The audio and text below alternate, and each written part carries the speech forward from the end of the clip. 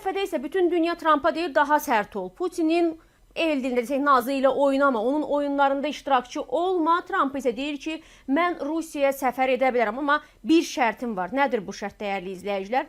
Görünən odur ki, Amerika prezidenti Donald Trump'ın Rusiya ilə əməkdaşlığı bərpa etmək niyyətində olduğu və bu məqsədlə Moskvaya səfər etməyə planlaşdırdığı ortadadır. Musavat.com xəbər verir ki, Rusiya prezidentinin köməkçisi Yuri Uşakovun sözlərinə görə Trump Rusiyanı Amerika üçün mühüm ticarət və iqtisadi tərəfdaş hesab edir və Ukraynadakı münaqişə sona çatdıqdan sonra səfərin mümkün ola biləcəyini bildirib. Uşakov həmçinin qeyd edib ki, Rusiya və Amerika liderlərinin son telefon danışığı olduqca səmimi şəraitdə keçib. Onlar bir-birinə Vladimir və Donald deyə müraciət ediblər. Dəhşət səmimiyyət.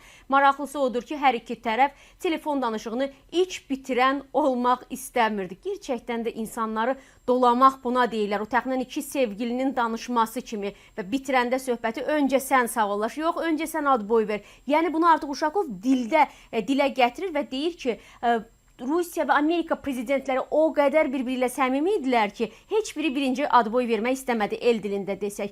Bax, bu rəsmi açıqlamadır, bu qeyri-ciddi açıqlama deyil. Uşakov bunu deyir. Qeyd edək ki, Trump və Putinin 2 saata yaxın davam edən telefon danışığından sonra hər iki tərəf danışığı faydalı və açıq adlandırıb.